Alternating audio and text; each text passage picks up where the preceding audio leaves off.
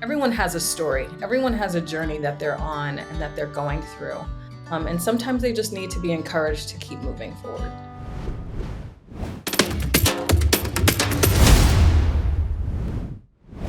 Welcome to Finding Your Spark again. I am so pleased to have with me today Rhianna Campbell, who is a business coach and really understands all of that, going through the roller coaster and still figuring out how to make that part of transformation. So thank you so much for joining me today, Rhianna. Yeah, thanks for having me, Donalyn. Yeah.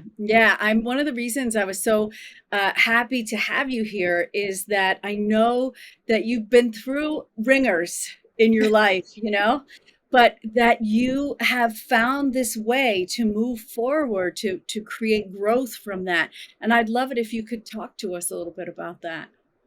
Yeah, so just to give you a little bit of background about the ringers that I went through, I was in a kind of toxic business partnership for a business that I had grown from the ground up. And we had to part ways, and me selling my shares of that business was devastating for me. And it took a toll on me. And I really had a hard time figuring out my identity once that business was kind of removed out of my life. And I, for a really long time, associated who I was as a person with what I did as a career. And so I had to go through a real process of discovering who I was and what my gifts were, and really start trying to figure out what my purpose was and what I wanted to do with my life. So that's a quick gist of my journey through all the challenging times up until about now. I think that's so great that you mentioned about identity loss, because I think that is such a common theme that I hear where we attach ourselves to certain ways of thinking about ourselves. And those things are really important and they give our lives meaning and purpose. And then when we're detached from them, we have to find new meaning, new purpose. Yeah, that's exactly true. We're very much about labels, whether we are a mother or a wife or a business partner. Once something changes and you are not that anymore, what does that mean for who you thought you were and how you identified yourself? Even something as simple as, meeting someone in public and shaking their hand, the first thing they usually ask you is, what do you do? So there's some identification that's required for you to give that person. And I didn't know what to say. I had a hard time figuring out, okay, what's my label now? Like, who am I supposed to be? And how should I identify myself to strangers? I didn't know what I should do and what I should say. So I had to write a new story. I had to create a new story for myself so that I felt very secure in who I was as a person. That's really great. I was thinking as you were talking about that, about how we have so much fear about loss and loss of ourselves and loss of identity and all of that. But there's also this incredible freedom in it that it's not real popular to talk about it, right? Because it is difficult, right? And so we don't want to diminish those feelings, but at the same time, diminishing those feelings a little bit and sort of shifting the focus to the parts that are serving us make it so much faster, right? So I would love to just kind of explore that, like, what happens when you decide that you're not going to focus on the fear anymore, the worry, the stress, the who am I's, and go like, who am I? I could be anyone. This is interesting. I completely agree. There was a time period at which I was making the decision to leave my partnership that felt very heavy. It felt very stressful. And then once I had made the decision, and then the aftermath of decision was very challenging to go through. It was a roller coaster of emotions. But shortly after that, I felt like a weight had lifted from me. There was a point in the decision making where I thought that I should have made this decision years ago. I think that sometimes we hold on to things and cling to it because we identify with that thing as being part of us. And once I realized I took a step in the right direction, the weight of the responsibility had dissipated, and then the possibilities opened up. And I realized that, the story I can craft and create for myself could be anything I wanted it to be. I could write whatever story I wanted, and I can tell that story to anyone. And the possibilities of that and the impact of that endless possibility was so empowering and exciting. So, yeah, so I definitely felt that my joy factor kind of increasing as I realized that I could kind of be whoever I wanted to be. That's a really great thing to sort of reveal to yourself. I love the way you're talking about writing your story. And I think in business, we talk a lot about that kind of thing. But in regular life, a lot of times people associate the word story with being somehow not authentic. There's something like put on about it. And I'd love to sort of flesh out with you the relationship between the real authenticity in that, the realness, and the new story. Yeah, so a part of what I felt through the process of going through this journey was I felt like a victim. I felt victimized to some extent. I felt reduced. I felt like I had to shrink down in order to survive. I kind of encapsulated myself in a small bubble to keep myself safe. And when I was finally able to burst free from that, I had to rebuild a little at a time. It took me a while to rebuild my self confidence and who I was as a person, really identifying parts of myself.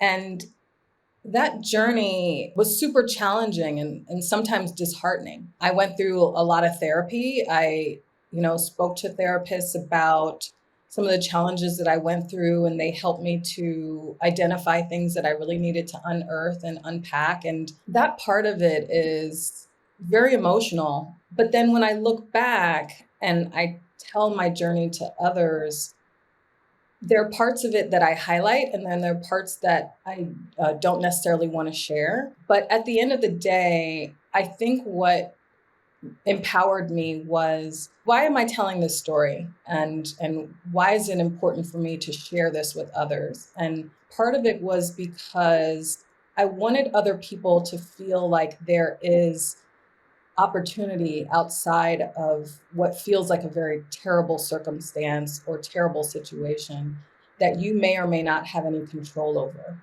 And the opportunity for that is kind of a relief. We're working towards something that can be better, despite how challenging getting there is. And so, if I want to tell a powerful story and uplift people and motivate people, then I needed to really take my story of feeling victimized to feeling more empowered and feeling like I can do much more when the chains are kind of stripped away, when the things that have been challenging are now taken away. And that's really, I think, where that kind of telling of the story comes from. It's telling points on my journey that are going to help uplift people, I think is important.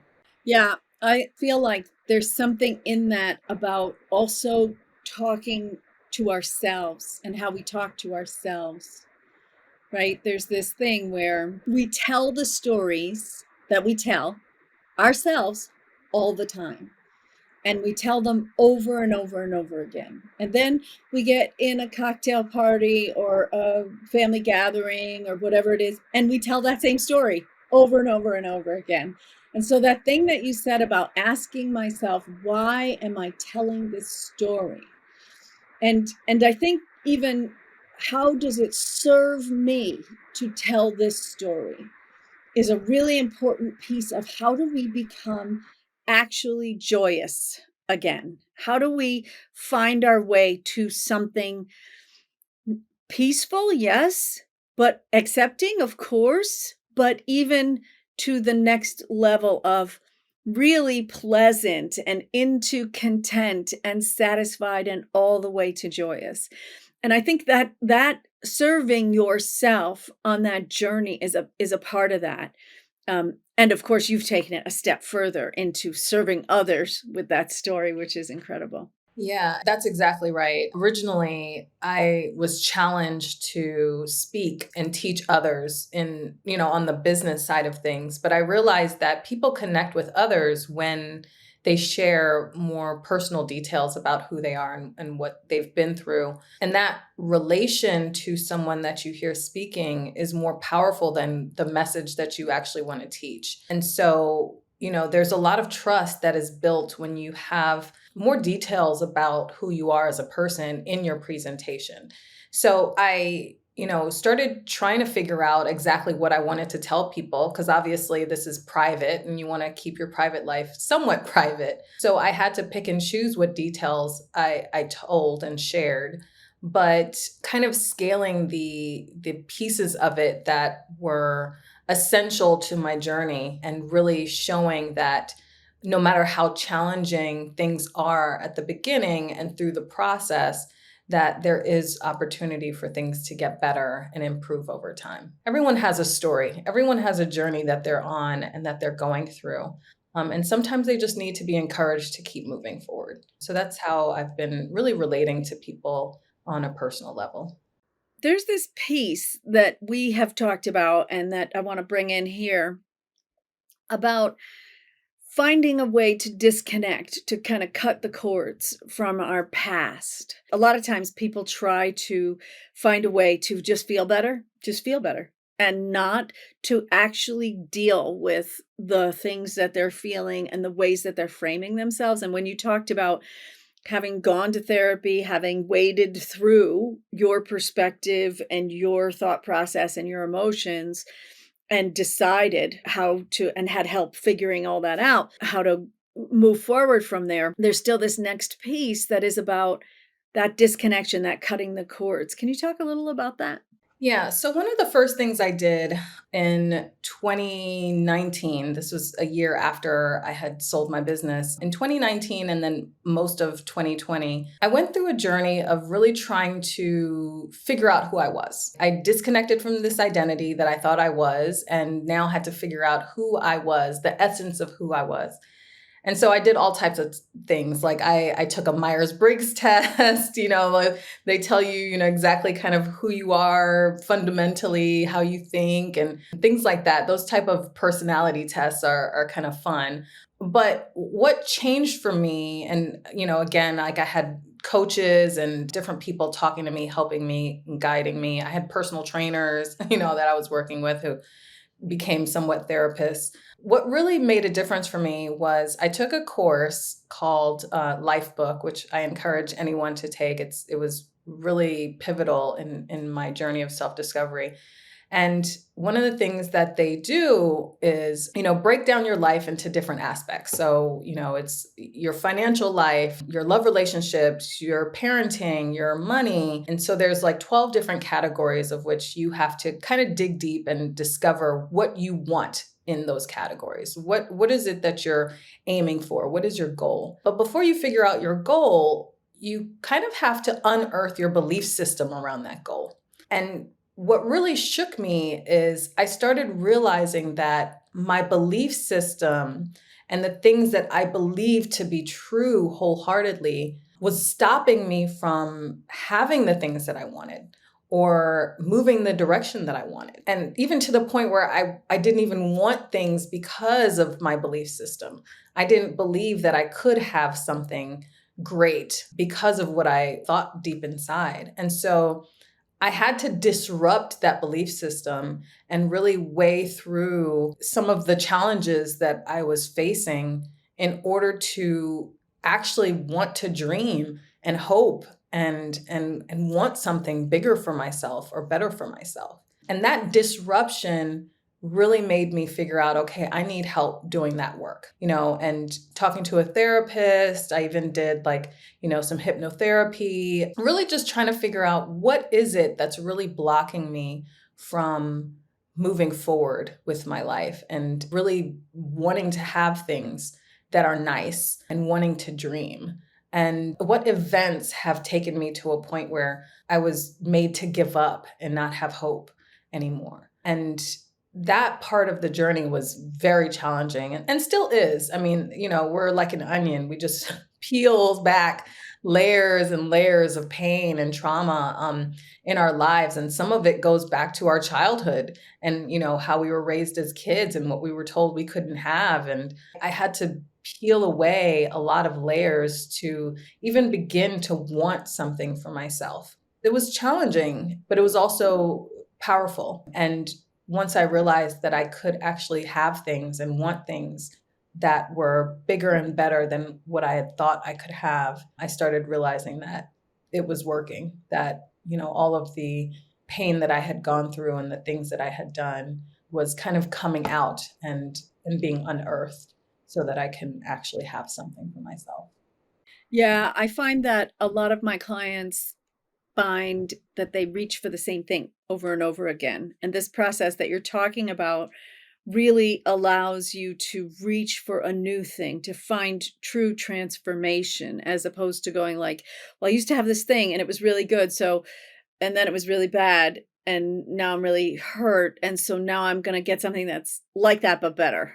And like that, but better doesn't happen usually. So then there's just this cycle that you can get into. So that really working with yourself on that belief system is really a big deal, and it's a great role for a coach, as you said. I also really like that you brought up this question of truth.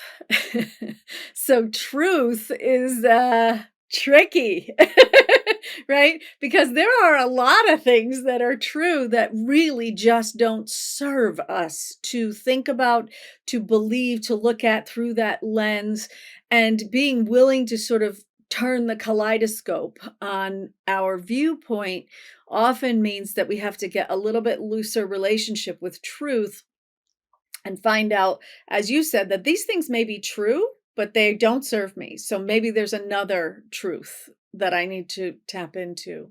So that was very cool that you brought that up. Yeah, I had a boss long time ago, and one of the things that she used to practice was saying, how is it true about me? I think sometimes we point the finger at others and say, that person is this and that person does this thing, instead of pointing it back at ourselves and saying, how is it true that I am doing that? How is it true that I am behaving in that way? And that's something I try to practice as well, in the journey of kind of unearthing the truth. There's a lot that you have to catch yourself doing, sometimes out of habit, and recognizing that there are things that you identify in other people that you like and dislike. And sometimes that is how you feel about yourself. And so by pointing the finger back at yourself and saying, how is it true that I am acting in that way? How is it true that I am being unkind? Or how is it true that, that I am a wonderful person, or I am a good communicator, or I am a good salesperson? Or how is it true that I am not being thoughtful and not spending time with people I care about? So, there's positive and negatives, but it's really trying to identify and unearth some truth that exists in yourself. So let's go to the next piece of the transformation puzzle. So we've gone through the difficulty and we've really faced ourselves. And it's funny that you're talking about this because I feel like this has been the process of my last little while, so vivid for me, right? It's not, oh, years ago, right? It's like right now I'm doing it. And that really facing yourself and choosing who you want to be, and then allowing that choice, that desire, that dream to reshape our belief systems and to be the guiding light for what we're going to be able to bring in to this next section of your life. So then, how are we bringing it in? What was interesting, I know this is a story about me, but I did notice during the last couple years, a lot of people have had time, which is something that was a rare commodity before. And time is sometimes essential to the self-discovery process. Sitting in silence, sometimes being alone, you start to understand yourself better. And that's exactly what I did. I understood myself a little bit better. I understood what I liked and what I didn't like. Well, I understand now what I want for myself. And I understood, I think, ultimately what kind of the essential parts of my gift is. Like what things do I do better than anyone else? What things can I see that other people don't see? And once I identified my gift, I had to figure out how to deploy my gift. And for me, it's all about business.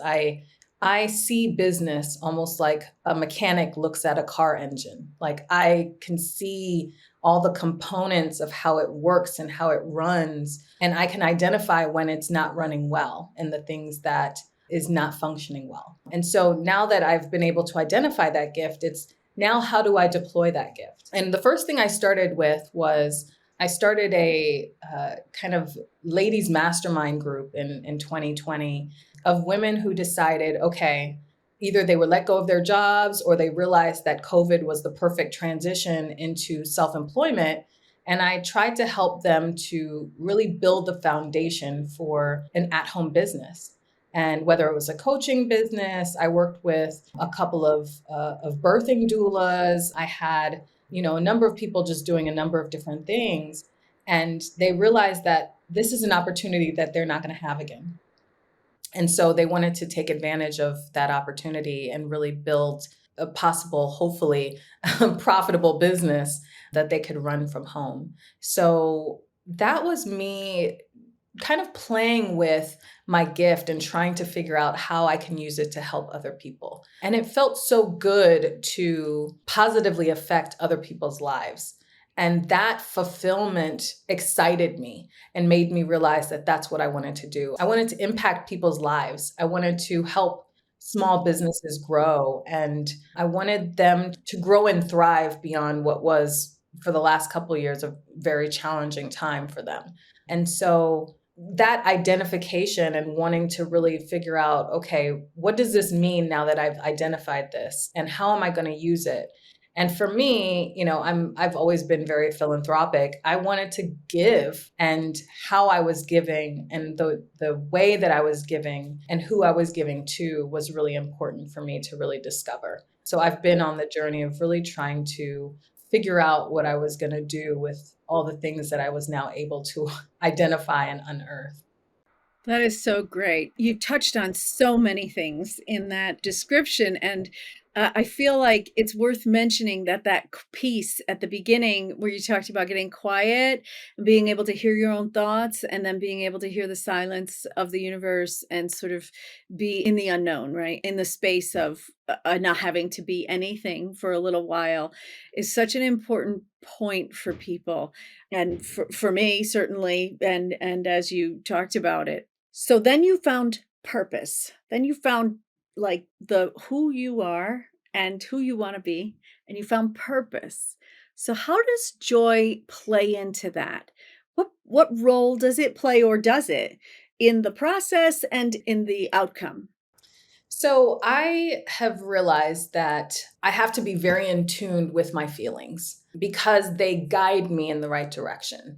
And one of the problems before in my last partnership in business was I wasn't paying attention to my feelings. I was very much gung ho. I had goals and I had to accomplish those goals. And no matter what, I was moving forward, regardless of whether or not it was for me or not. And so, in kind of checking in with myself during that time period, during COVID especially, I realized that my feelings help me to identify the things that I like and the things that I don't like. So as I'm really trying to discover who I am and my purpose, feelings can help me navigate almost like a compass. So if it's something that brings me joy and happiness and fulfillment and excitement, then that's the direction that I want to go. If it's something that just makes me feel really bad or uneasy or uncomfortable, then it's something that I probably shouldn't do. Now, having said that, there's also fear, which you have to keep in mind is not the same thing as discomfort. And fear can block you from doing the things that do excite you. So I had to battle through the things that I was fearful of, because that discomfort in that fear made me not want to really go for the things that excited me and made me happy. So I've had to kind of go through the challenges of that as well. One of which was speaking. I started speaking last year, early last year, and had my first big event in April and was on a main stage. And I had never really spoken on stages before or in front of people before. I was always very shy, very introverted. And speaking was something I was very fearful of. But I realized that I had to get past it in order to get the thing that I wanted. So I had to train myself and I had to do different activities that put me in front of the public and get really comfortable with being uncomfortable so that I can get past it. And then what I learned on the other side of that was I actually am a really great speaker.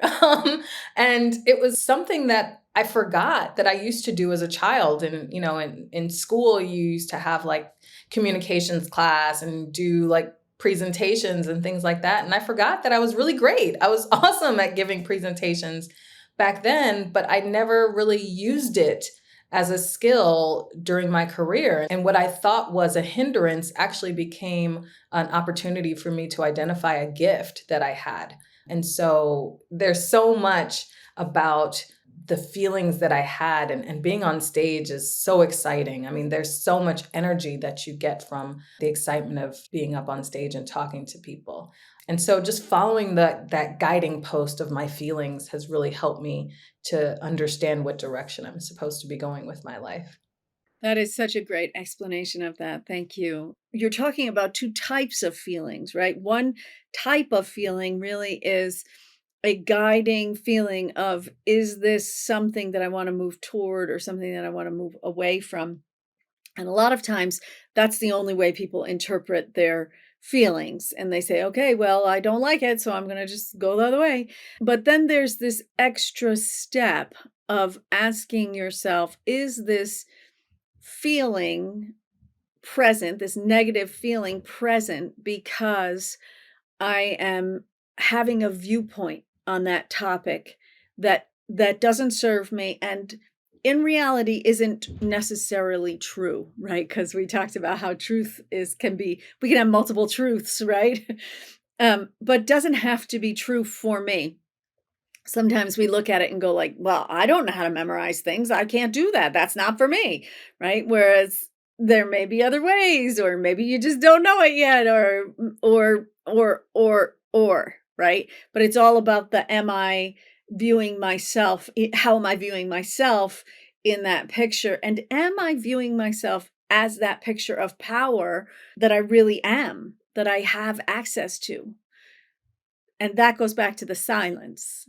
Silence is definitely a practice that I started doing every day. What I realized was you don't have to wait for a big opportunity like COVID to sit in silence and really get in tuned with yourself. Now it's something that I have to do every day in order to stay in line with kind of my higher self. Like, how do I stay in tuned and connected to my purpose and the things that I want to do? Well, I have to check in every so often. So at least once a day, I have to just be silent and just hear my thoughts and the direction that my thoughts are going. And I'm a fan of journaling. I love to journal.